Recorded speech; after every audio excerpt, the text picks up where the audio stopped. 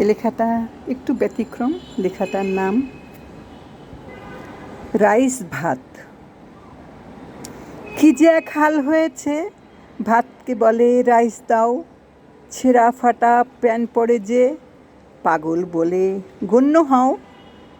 কিছু মেয়ে নগ্ন কাপড়ে নিয়ে প্যান্ট ছোট পড়ছে কেন, যাবে তারা কোন সে দলে? হিন্দু খ্রিস্টান মুসলমান, খেতাব পেলি ধর্ম নিলেও সব ধর্মই মানুষ হও। তবে কেমন এই স্বভাব পরিচিতি তুমি নও?